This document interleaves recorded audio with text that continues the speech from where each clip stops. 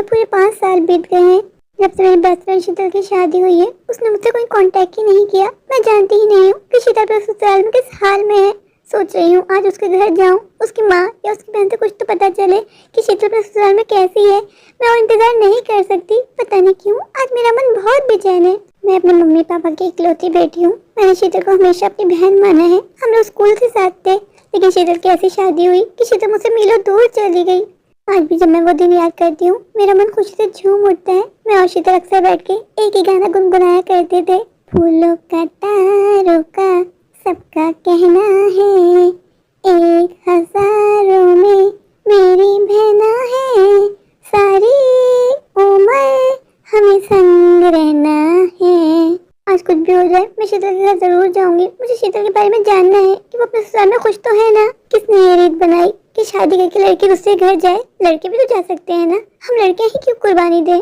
मैं और शीतल हमेशा यही बात किया करते थे कि जब हम दोनों की शादी हो जाएगी तो शादी के बाद हर वीकेंड पे हम दोनों बेस्ट फ्रेंड गेट टुगेदर रखा करेंगे। कभी वो मेरे घर तो कभी मैं उसके घर, और एक दूसरे को बहुत सारी गॉसिप किया करेंगे, एक दूसरे को अपने दिल का हाल सुनाया करेंगे। पर कौन जानता था कि शीतल शादी के बाद बेवफा निकलेगी, कभी पलट के मुझे कॉल भी नहीं करेगी।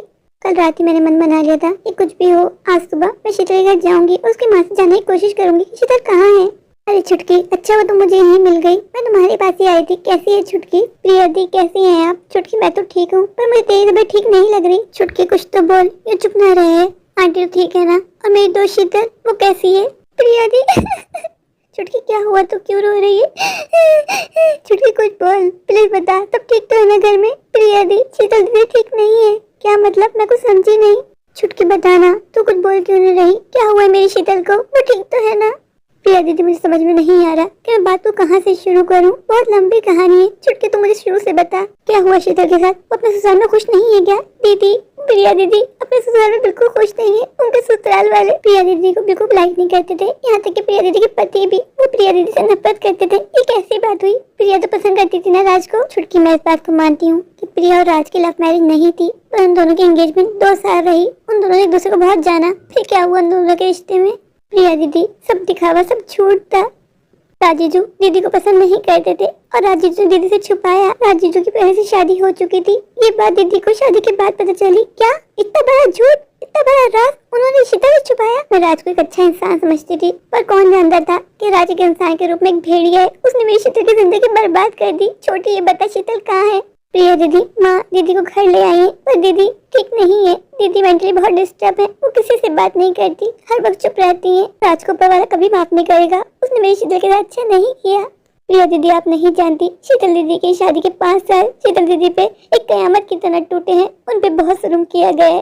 राजीजू, मैं उनको जीजू क्यों बोल रही हूँ? उस जीजू कहलाने के काबिल भी नहीं है। उन्होंने मेरी दीदी को मेंटली फिजिकली बहुत टॉर्चर किया है। मेरी दीदी को वो लोग खाना भी नहीं दिया करते थे। मेरी दीदी को भूखा रखा करते थे। छोटी शीतल के साथ इतना सब कुछ हो गया तो मुझे एक बार फोन ही कर देती, मैं खुद शीतल के पास आ जाती। दीदी मैंने आपका नंबर ढूंढने की बहुत कोशिश की, दीदी की डायरी भी निकाली, तो मुझे आपका नंबर कहीं नहीं मिला।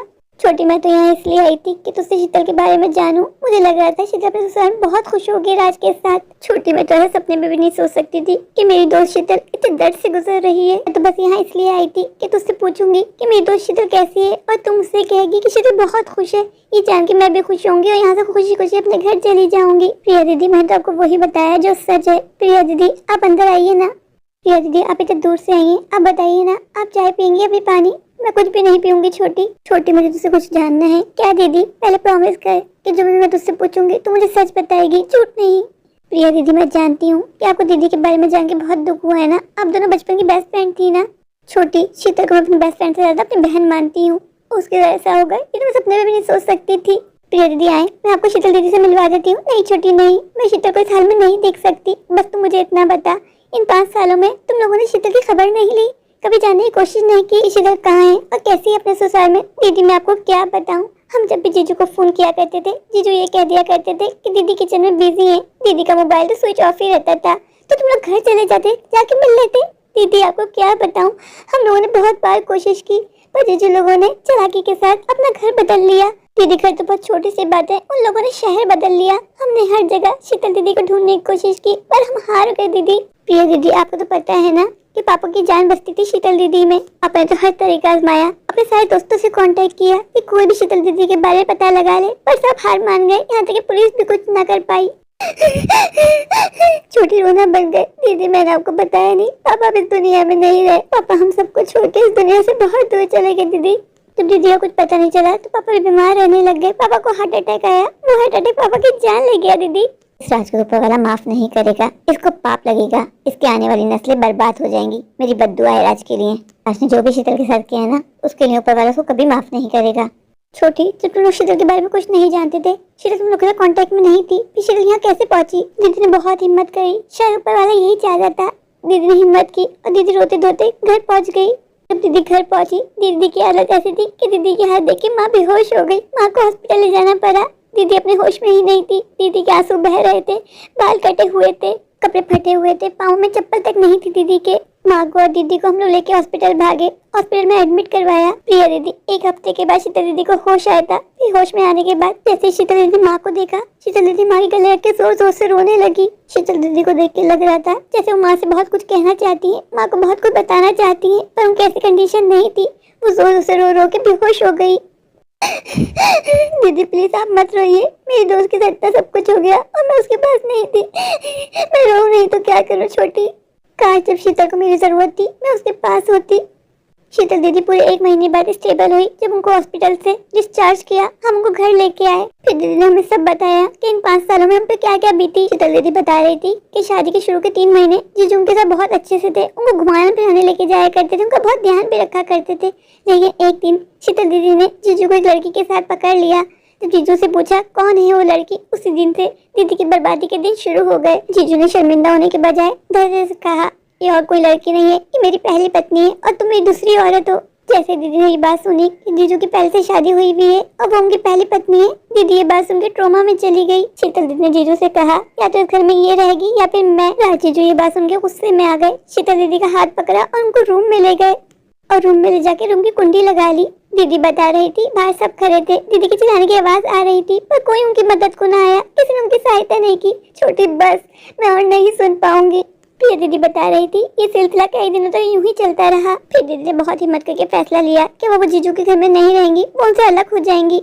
छोटी जब शीतल ने राज से अलग होने का फैसला ले ही लिया था तो वो घर क्यों नहीं आई? दीदी मैं आपको वही तो बता रही हूँ कि जीजू ने उनको नहीं आने दिया, उनका मोबाइल भी छीन लिया, उनका मोबाइल भी ऑफ कर दिया ताकि वो हमसे कांटेक्ट ना कर सके। पूरा 1 हफ्ता बीत गया था, दीदी से कोई कांटेक्ट नहीं हो पा रहा था। पापा बहुत ज्यादा स्ट्रेस में थे। फिर पापा ने सोचा कि मैं राज के नंबर पे कॉल करता हूँ। राज जीजू ने फोन पे उठाया और कह दिया कि दीदी किचन में है, जब वो किचन से फारिग होंगी तो मैं कॉल करवा दूंगा। पापा इंतजार करते रहे पर राज जीजू का फोन नहीं आया। प्रिया दीदी पापा रोज शीतल दीदी को फोन करते थे, शीतल दीदी का मोबाइल ऑफ जाता था। राज जीजू को फोन करते थे, वो कोई ना कोई बहाना बना देते थे। ऐसे करते करते पूरा 1 महीना बीत गया। फिर पापा ने सोचा अब बहुत हो गया, मैं रात के घर जाऊंगा और अपनी बेटी से मिल के आऊंगा। जब पापा शीतल दीदी से मिलने उनके ससुराल गए तो पापा के पाँव से जमीन निकल गई। पापा ने देखा कि वो घर तो वो लोग बेच के कहीं जा चुके हैं। पापा ने आसपास लोगों से पूछा पर किसी को कुछ पता ना चला कि वो लोग कहाँ हैं, किस जगह गए हैं। पापा ने हर किसी से सहायता ली पर कोई कुछ नहीं कर पाया। फिर पापा हार गए और प्रिया दीदी यूं ही देखते देखते 5 साल बीत गए। हमारी नजरें सिर्फ शीतल दीदी के इंतजार में थी। हमें उम्मीद थी आज नहीं तो कल दीदी जरूर आएंगी, पर हमारा इंतजार खत्म होने का नाम ही नहीं ले रहा था। इन दिनों पापा की भी डेथ हो गई। पापा हम सबको छोड़ के चले गए। छोटी आंटी कहे माँ आराम कर रही है, छोटी यहाँ खड़े होकर बात कर लेते हैं। मुझे नहीं पता था कि आंटी घर पे है। आंटी हमारी बातें सुनेंगी तो आंटी और ज्यादा दुखी हो जाएंगी। प्रिया दीदी हमें तो विश्वास ही नहीं था कि हम कभी भी शीतल दीदी को देख पाएंगे, उनसे मिल पाएंगे। माँ मैंने तो बिल्कुल उम्मीद छोड़ दी थी कि हम कभी शीतल दीदी को देख भी पाएंगे। एक दिन अचानक से घर का दरवाजा बजा। माँ जब दरवाजे पे गई तो माँ तो देख के हैरान रह गई। शीतल दीदी को यूं घर पे देख के शीतल दीदी जोर जोर से रोने लगी और माँ के गले लग गई और बेहोश हो गई। छोटी तेरी सारी बातों में मुझे एक बात अभी भी समझ में नहीं आई, क्या दीदी कि शीतल को राज ने आने कैसे दिया? प्रिया दीदी शीतल दीदी बता रही थी कि उन्होंने बहुत मुश्किल से अपने आप को हिम्मत दी और घर से भाग गई। शीतल दीदी के पास इतने पैसे भी नहीं थे कि वो बस में बैठ के आ सके। उन्होंने बताया वो 3 दिन से घर से भागी हुई थी। छोटी शीतल के साथ इतना सब कुछ हो जाएगा, ये सब सुनने के बाद मुझे तो गूज़ बम्स हो रहे हैं। ऐसा लग रहा है जैसे मैं किसी फिल्म या ड्रामे की कहानी सुन रही हूँ। सच में भी ऐसा होता है। मेरी दोस्त शीतल सच में बहुत हिम्मत वाली है। उसने हिम्मत की तभी वो यहाँ तक पहुँच सकी। छोटी, अब तू बिल्कुल चिंता मत करना, तेरी बड़ी बहन आ गई है, अब मैं सब ठीक कर दूंगी। तुझे पता है छोटी, मेरे पति ना पुलिस में हुआ करते हैं। अब मैं राज के वैसे डंडे पड़वाऊंगी, ऐसे डंडे पड़वाऊंगी कि उसको नानी याद आ जाएगी। उसने मेरी दोस्त के साथ ऐसा करने का सोचा भी कैसे। मेरी दोस्त शीतल को जस्टिस मिलेगा और जरूर मिलेगा, मैं दिलवाऊंगी उसको जस्टिस। उस राज को जब तक मैं जेल की सलाखों के पीछे नहीं देखूंगी, मेरे मन को शांति नहीं मिलेगी। अब मैं चुप नहीं बैठूंगी। प्रिया दीदी, आप इतने दूर आई हैं, अब इतने दूर आने के बाद भी शीतल दीदी से नहीं मिलेंगी? नहीं छोटी, मैं नहीं मिल सकती, मेरे अंदर इतनी हिम्मत ही नहीं है। मुझे पता है शीतल जैसे मुझे देखेगी वो बिखर जाएगी, वो रोएगी, मैं उसको रोता हुआ नहीं देख सकती। अब मैं अपनी दोस्त शीतल को इंसाफ दिलवाऊंगी और उसके बाद ही अपनी दोस्त से मिलूंगी। छोटी, तुम लोग का इतना सब कुछ हो गया, एक बात पूछूं, बुरा तो नहीं मानोगी? नहीं दीदी, तुम लोग घर किस तरह चल रहा है? दीदी, मैंने एक छोटी सी जॉब कर ली है एक फैक्ट्री में। तुम स्कूल नहीं जाती? नहीं दीदी, अगर मैं स्कूल चली गई तो फिर कौन देखेगा? माँ तो बिल्कुल नहीं चाहती थी कि मैं पढ़ाई छोड़ दूं, पर मैं दीदी क्या कर सकती थी। माँ ने कहा कि तू स्कूल जा, मैं कोई काम ढूंढ लूंगी। मैंने कहा माँ, इस वक्त शीतल दीदी को आपकी सबसे ज्यादा जरूरत है, अगर आप काम पे चली जाएंगी तो शीतल दीदी को कौन संभालेगा? फिर माँ को ये बात समझ में आई, पर माँ बिल्कुल खुश नहीं है कि मैं काम करती हूँ, वो भी छोटी सी फैक्ट्री में। छोटी, अब मैं आ गई हूँ ना, मैं सब ठीक कर दूंगी। तो स्कूल भी जाएगी और घर खर्चा भी चलेगा। छोटी, शीतल ने कुछ बताया कि राज अब कहाँ रह रहा है? नहीं दीदी, शीतल दीदी को कुछ नहीं पता। कोई बात नहीं, वो पता मेरा पति लगा लेगा। मेरा पति बहुत बड़ा ऑफिसर है। मेरे पास शीतल और राज की शादी की तस्वीरें हैं, उन तस्वीरों से ही पता लग जाएगा कि राज का बच्चा कहाँ छुप के बैठा है। इस राज ने बहुत ज्यादा आंख मचोली खेली है, पर इसका खेल खत्म। अब राज को पुलिस पकड़ेगी और उसको उसकी की सजा भी मिलेगी। ये दीदी आप सच कह रही है ना? राज को सजा मिलेगी ना, उसने जो मेरी दीदी के साथ किया है? मैंने कहा ना छोटी, राज को मैं सजा दिलवाऊंगी। शीतल जैसी कितनी लड़कियां हैं जो आज भी जुल्म सह रही हैं और कुछ नहीं बोल रही हैं। जो कुछ भी शीतल के साथ हुआ, काश शीतल पहले स्टेप ले लेती, पहले घर से भाग आती। शीतल ने अपने ससुराल में रह के इतना कुछ सहा, काश वो नहीं सहती, पहले ही आवाज उठा लेती। लेकिन छोटी, मुझे इस बात की खुशी है कि शीतल ने कदम तो उठाया ना, वो घर तो लौट आई ना। अगर वो इस तरह सहती रहती तो आज शायद वो भी हमारे बीच में ना होती। आजकल इंसानों में इंसानियत ही खत्म होती जा रही है। लोग किसी की बेटी के साथ ऐसा कैसे कर सकते हैं? ये क्यों भूल जाते हैं क्योंकि आगे भी बेटी है। माँ बाप अपने जिगर का टुकड़ा किसी के हाथ सौंपते हैं, ये सोच कर देते हैं कि वो लोग उनकी बेटी का बहुत ध्यान रखेंगे, उनको बहुत प्यार देंगे। और उनके साथ जब ऐसा होता है, माँ बाप की रूह कांप जाती है। माँ बाप अपनी बेटी का दुख देख के वक्त से पहले ही बूढ़े हो जाते हैं। पर ये भेड़ियों के काल में छुपे हुए दरिंदे अपनी हरकतों से बाज नहीं आते। आजकल के इस दौर में भी कितनी लड़कियां हैं जो अपने ससुराल में खुश नहीं है। ससुराल में सास ससुर के ताने, नंदों की बातें सिर्फ इस वजह से सह रही हैं कि उनके माँ बाप की इज्जत पे आंच ना आए, माँ बाप को लोगों की बातें न सुननी पड़े। आज भी कई घरों में इस वजह से लड़कियां अपनी जान से चली जाती हैं। माँ बाप कुछ नहीं बताती हैं, जब बहुत देर हो जाती है माँ बाप कुछ नहीं कर सकते। हमें तो अपने बच्चियों को ये सिखाना चाहिए कि बेटा, अगर तुम्हारे ससुराल में कुछ भी ऐसा हो जो तुम बर्दाश्त नहीं करना चाहती तो लौट आना अपने घर। बेटा, तुम्हारे माँ बाप जिंदा है तुम्हारे सर पे हाथ रखने के लिए। अगर माँ बाप ऐसे बन जाए ना तो किसी की बेटी अपनी जान से ना जाए। दीदी आप सच कह रही हैं, पर मैं शीतल के लिए खुश हूँ कि शीतल ने हिम्मत की और हिम्मत करके घर लौट आई। उस राज के बच्चे को तो मैं सबक सिखाऊंगी जिसने मेरी दोस्त शीतल के साथ ऐसा किया। ऐसा करने का सोचा भी कैसे? अब वो पूरी जिंदगी सलाखों के पीछे गुजारेगा, उसको बेल नहीं मिलेगी। सच कह रही है दीदी। हाँ, अब राज का बुरा वक्त शुरू होगा। राज, तू उल्टी गिनती शुरू कर दे, अब तुझे कोई भी बचा नहीं पाएगा, कोई भी नहीं। छोटी, अब मैं चलती हूँ, मुझे अपना फोन नंबर दे दे। दीदी आप आएंगी ना? हाँ मैं जरूर आऊंगी। तो अपना और शीतल सबका ध्यान रखना। दीदी आप सच में बहुत अच्छी हैं। शीतल दीदी बहुत ज्यादा भाग्यशाली हैं जो उन्होंने आप जैसी दोस्त पाई। मेरे प्यारे प्यारे व्यूअर्स, अगर आपको मेरी आज की ये स्टोरी अच्छी लगे तो प्लीज़ मेरे चैनल को लाइक कीजिए, अपने दोस्तों के शेयर कीजिए। हाँ, मेरे चैनल को सब्सक्राइब करना बिल्कुल मत भूलिए। अगर आप लोग मेरे चैनल पर नए हैं और अभी सब्सक्राइब नहीं किया तो इंतज़ार किस बात का? अब भी जाइए, दौड़ के जाइए, भाग कर जाइए, जाकर मेरे चैनल को सब्सक्राइब कर दीजिए, मुझे ढेर सारा प्यार दीजिए, मुझे सपोर्ट कीजिए। Thank you.